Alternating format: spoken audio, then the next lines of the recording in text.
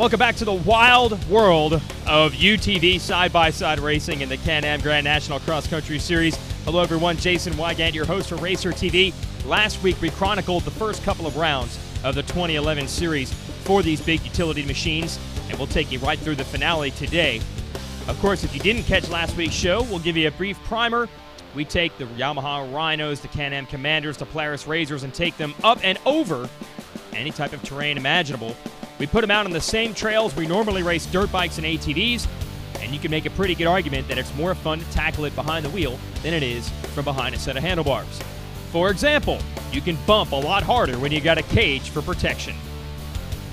Some of the guys that race this series may do it a lot more for fun than kind of take it serious as we do. So out there, I think the cage makes people kind of think they're pretty tough. And so sometimes in a corner, you'll get got a lot of beating and banging. There's one thing about this type of racing, or any type of racing. Rubbing is racing, and sometimes ramming's racing. But for the most part, try to keep it clean. And I mean, sometimes people pull bonehead moves, but I know that a lot of that's out of adrenaline, and that just happens. But this is definitely a full contact sport, and everything's always better when you're not slamming into each other. But sometimes, when there's only so much room to have, sometimes you just got to take it.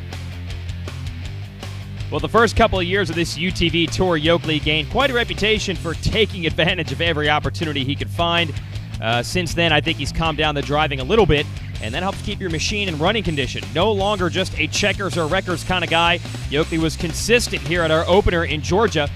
Was as far back as 5th early, but late in the race pulled into the #1 spot and put his Polaris National Guard back machine into victory lane.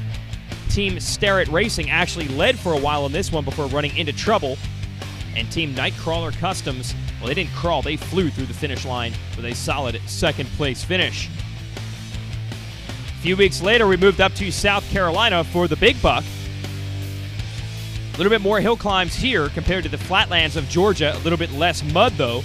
So overall, not that much of a challenge for Yoakley, who this time led from the first lap all the way to the end. And you can see they've got the handling totally dialed in that Polaris. A couple of years on the circuit with that machine has paid big dividends, as all the teams have figured out how to set up machines that are designed for fun and work and turn them into, I guess we can call them race cars at this point.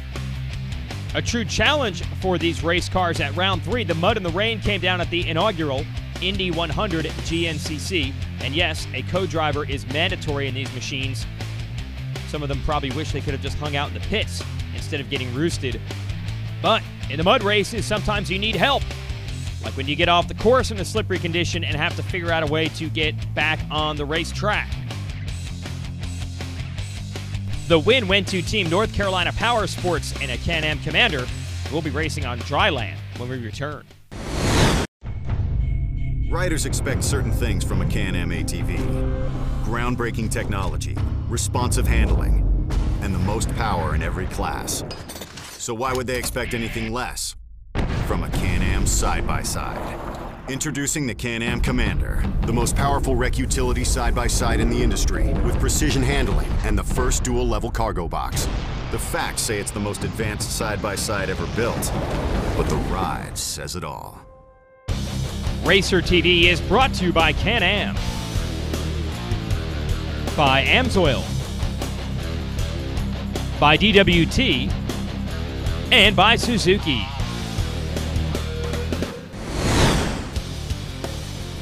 We're going UTV side-by-side racing again, now at the Rock Run GNCC in Patton, Pennsylvania. So you've seen us take these machines up and down hills, through the mud. Now we'll see how they handle the rocks.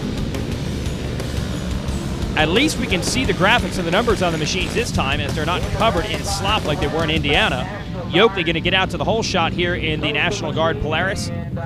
Cal Chaney behind the wheel of the North Carolina Power Sports machine second. Jack's Excavating in third. Want to point out we have a bunch of different classes here. We had so many entries in this open modified division we had to run multiple starting rows. Then we have an open limited class, same engine size, but fewer modifications to the machines that runs as well. Then a lights class for machines under 750cc, like the traditional old Yamaha Rhinos. Great battle here as drivers try to find the best lines through this field section and keep themselves clean. They go back to the start and check some of the other rows out. Team Rath Polaris leading that group through. You've got Nightcrawler Customs and then Jeremy Dudding in the Warner Foremost Insurance ride, all beating and banging on each other through these first couple of corners. Now these guys will have adjusted time on their side. They start a minute back, but if they get within 59 seconds of the leader at the finish, they win the race. So they're not just battling each other, they're battling the clock as well. As Rath, who's done it all in this sport, ATV motocross, he races the utility 4x4 quads with us, now facing a challenge from Nightcrawler Customs in this UTV series with Dudding right behind them. North Carolina Power Sports Machine gets out front. Remember, they won the last one in the mud, and now proving they can do it as well in the dry. Team National Guard, Team Jack's Excavating right there as well. That's Team Coastal National Guard trying to hang with that lead pack. And here comes row 2, Nightcrawler Customs out front. You've got Dudding right behind him in the Foremost Warner Can-Am, and then Daryl Rath with the Rath Racing Polaris. Those three trying to hook up and make up time on this lead pack. Now, we mentioned before that the UTVs are not necessarily built from the factory to race, but it's kind of surprised a lot of these drivers how little setup it takes to make them race ready. Reliability has been an issue from day one, but a lot of these teams have figured out how to get them to the finish line without making huge modifications. For more on that, we're going to check in with Jeremy Dudding, who is right there in second. There is Nightcrawler Customs leading that second row, and then Dudding right behind him in the Warner Foremost Insurance Can-Am. There's really not a lot we do. Surprisingly, you know, this machine right here, although it looks kind of crazy and all that stuff, it's really so close to a stock machine, it's unbelievable. We even race the stock shocks. We, you know, obviously add wheels and bumpers and those kind of things for protection, but it's very close to stock. You know, and I think even though we race the open mod class, we do a little bit of stuff to the engine and those kind of things, but you can pretty much take a stock machine off showroom and add some doors and some window nets and come racing. And that has always been the deal in cross-country racing, be it the bikes, the ATVs, or these UTV machines. It's really all about preparation and driving and riding smart. You can make up a lot more ground by just not getting stuck, not getting flipped over, than you can by building a motor. And you're causing a lot less stress on the components by driving in a reasonably sane fashion. Now, I want to mention that the Polaris machines are 850s, but the rules allow them to be bored out to 1,000 cc to match the big new Can-Ams. We do have a single-seat class for the old-school Honda pilots. They haven't built these machines in 20 years, and they're not quite as fast as today's UTV, but there's enough guys, apparently, that preserve those machines in their garages, and they'll still come out and race them. The competitive ranks really swelling here after Yoakley took the first 2 wins of the year. Then Team NC Power Sports won round 3. A new squad, Team BG Racing, came out on top late in this rock run event. Team North Carolina Power Sports and Jack's Excavating were battling for the lead through most of it, but the 777 of BG Racing, there they are, had it dialed in, overcoming a little mistake there in the field, or actually finding a smart line. Took advantage. They were smart, and like we said, that makes all the difference, although you can't say by watching them these guys weren't driving hard as well. Look at this, pouring it on. Here's Kyle Chaney driving that factory-backed Team North Carolina Power Sports Can-Am. He will be the first driver to cross the finish line physically. But Team BG from further back wins on overall on adjusted time. Congratulations to those guys. We'll be right back. Current GNCC champion Josh Strang has one thing on his mind: winning. To get him over the finish line first, Josh uses the Suzuki RMZ 450, a precision machine designed to leave the competition in the dust. With its potent fuel-injected 4-stroke engine and race-developed chassis, the RMZ 450 is the complete package that wins championships and collects #1 plates. The RMZ 450, it's why champions choose Suzuki. They win. Head down to your local Suzuki dealer today and see one in person. Racer TV is brought to you by Can-Am, by Amsoil, by DWT, and by Suzuki.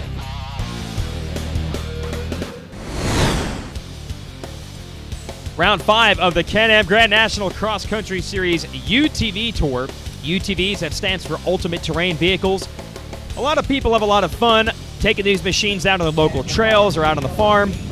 But we go racing in the GNCC series. We don't care if it's a UTV, a dirt bike, or an ATV. So let's cover round 5 here, Powerline Park in Ohio. Team Hendershot getting up on 2 wheels, bumping and banging with the 73 of North Carolina Power Sports. Hard right-hand turn. Still bumping, still banging. And finally, the 44 of Hendershot going to grab the lead. Hendershot, that's actually a father and son team at the wheel. Larry and Larry Michael, and I'll tell you what, these guys build some fast ATVs. They've just gotten into the UTV scene, and they've done well. There's Team BG Racing on Road 2, up on 2 wheels, manages to save it, and Road 2 is underway and off to the races. Hendershot out front, they really like this new HP Polaris RZR. That's the highest performance model Polaris offers. A little bit different suspension and engine design in that compared to the typical Polaris RZR. Got parts flying all over the place there in turn 1 as we go a few rows further back. This Powerline Park course is known for a little bit slicker soil than some of the other tracks. We'll see how that affects the handling of the machines in the woods. There's Darryl Rath on the inside of that Polaris number 67. He's got Jack's Excavating's machine right behind him and another Polaris RZR. They dance down to the inside. And what we're seeing is as the competition has really begun to swell, Team North Carolina Power Sports gets it stuck in one of those trees, and Nightcrawler Customs going to take over the number 2 spot behind Hendershot.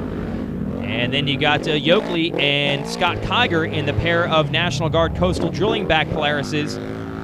But what I'm getting at is, as you watch the other rows come through, each race it seems like a new team comes to the forefront. They dial their machine in, they figure out this game, and now we're seeing 4 or 5 rows deep of stiff competition for the overall wins in this open modified class. Scott Kiger goes by. That's the teammate of Yoakley in the Coastal Drilling Polaris. Nightcrawler Customs strong in their Can-Am. Zach Sikowski, one of our fast guns on the utility ATVs, the ones with the handlebars, not the steering wheels, was also strong in a UTV, leading early in this one. Here's Scott Kiger at the wheel of the Coastal Drilling Polaris machine. And he's been up there in the points, hasn't gotten a win yet, but he is in contention, as well as Team Hendershot, Team NC Power Sports, foremost Warner Can-Am. Of course, Yoakley and the National Guard machine. So many drivers and machines to watch as this series began to unwind. But these guys, Larry and Larry at the wheel of the Team Hendershot machine, really beginning to step up later in this season. Nightcrawler Customs not where they want to be. In 6th right now, trying to work their way into the top 5. Now, I mentioned the lights class before for machines under 750 cc's, and that includes the old school Yamaha Rhinos. And these machines still get around pretty darn well, although certainly more advanced equipment has hit the trail. That's why we split those classes. So the Polaris RZRs here, the Can-Am Commanders, can race wheel to wheel. This was a great race in Ohio. You had Yoakley and the National Guard Polaris, Team Hendershot in their Polaris, battling up front. The Coastal Drilling Polaris right with them. Zach Sikowski and the Sikowski Motorsports machine right there. And all of them having a little bit better luck than here. Team Right Side Up, who has a tire that has come right off the rim. So that's the sad part of racing a UTV when you tear it up. But it can be fun when things are going right. Watch these guys. Oh, yeah. Chaney runs into trouble as well. A flat tire at the back of his North Carolina Power Sports machine. Thought I saw that tire down the last time we seen him come through. That's going to hurt that squad big time in the race and in the points, because it's all about consistency here. Hendershot, the father and son duo, trying to hold on. Polaris National Guard right there putting the pressure on. This is great racing and a nice line by Yoakley to get to the inside, and I think that'll be good enough to make a pass. But the Hendershot team not giving up, going after it. There's Team Faith off the side of the track in their Yamaha Rhino. Look how close it was at the finish. Here it is, checkered flag for Yoakley, and coming across the line is Hendershot, just 4 seconds back after an hour of racing. We'll be right back with the grand finale, the Ironman. Any engine, any season, at home At the track. Or on the trail. AMSOIL, the first in synthetics. Cast, beadlocked, or spun, the DWT brand has always stood for one thing: perfection. And now DWT means wheels and tires, including the new Moapa utility tires designed for work and play. Then check out DWT's awesome new Sector 3-piece wheel. Dent a rim? Just replace the outer wheel. Plus our full line of competition tires and wheels boxed to match how you race. DWT wheels and tires. Performance, protection, perfection. Racer TV is brought to you by Can-Am, by AMSOIL, by DWT, and by Suzuki. Final round of the 2011 UTV Racing Series of the Can-Am Grand National Cross Country Tour. And this is the big one, the Ironman. More spectators, more drivers, more obstacles, more fun than in any other race on this tour. And we're looking forward to it. Bumping and banging into the first turn. You got to remember there's a championship on the line too. Team Hendershot has come on lately via consistency. Team National Guard Polaris has won a bunch of races but has had some bad ones as well. We want to show you how quickly things can go from good to bad in this UTV series. Driver tries to make a move on the inside, ends up getting stuck. Just barely able to survive that incident. Hendershot, in a must-win situation, was able to sneak by around the outside, grab the early lead. Go back to row 2. Got another machine that's running some Hendershot performance parts out front. Chaney in the North Carolina Power Sports Can-Am right behind.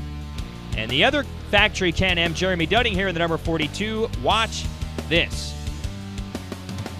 Look out. But nicely done, keeping it on all four wheels. And he would get back into the race. And he's okay. Also noticed the pink livery on the machines. The Ironman was a race held for breast cancer awareness, so a bunch of teams putting some pink logos on the machine. They look good, whether it's upside down or right side up. Good to see Dudding get back in this one.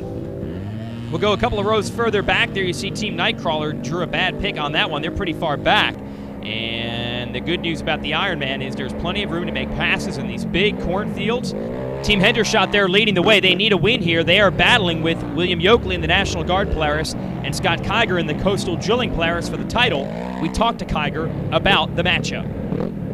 Yeah, it's good. There's 3 Polarises. There's William, Hendershot, and me. We're 8 points behind William and 4 points behind Hendershot. So one thing about today, though, with the group on the front line, I will assure you it's going to be a eventful race, because there's a couple of us that only thing we want is a W, and William and Hendershot, they're racing they have to keep it together, and we're not. There's a couple of us we just need a win. And now through the woods, and it's only going to get gnarlier as they get further down. You pretty much got flat ground here in Indiana, everywhere except on this racetrack. There's a river that cuts through this facility, and that leads to some big ups and downhills for these machines. And it's still relatively new to have GNCC racing with the UTV, so we'll have to see how they handle the terrain. You see Nightcrawler really letting it all hang out, try to make up ground after starting pretty far back. All right, now we're into the mud. That's what the Ironman is all about. Some of the toughest terrain on the circuit. Look on the right, you see how easily your race can go again from good to bad in these UTVs. And we talked to Yoakley about that before, trying to win a championship on one of the toughest tracks in this series.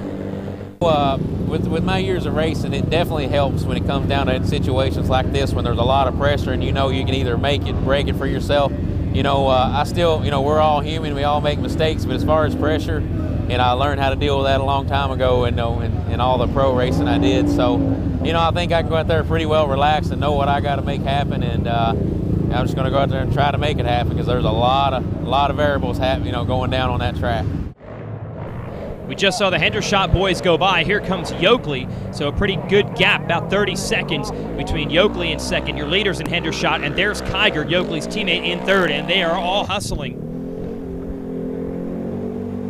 Larry and Larry, the father-son duo of Team Hendershot, has really got that Polaris XP figured out. second place at the previous round, now going for their first win of the year. Yoakley trying to be smart in second. Kiger taking a face full of some very cold water here in these winter months as we head through the stream crossings. And look at all the mud, too.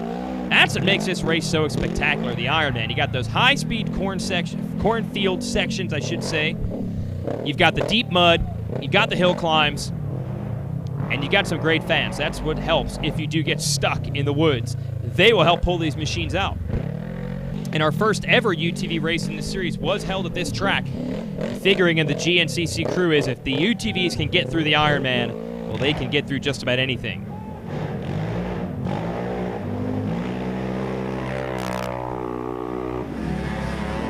Yoakley closing it up a bit here in second, trying to make a run on Team Hendershot as they get into lap traffic.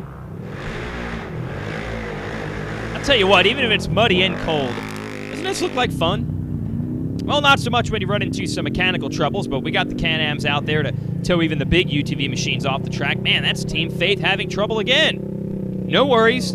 Chuck Lemaster at the wheel there. Seems like he's still in a pretty good mood. Repairs mustn't be too extensive. Team Hendershot still in the lead.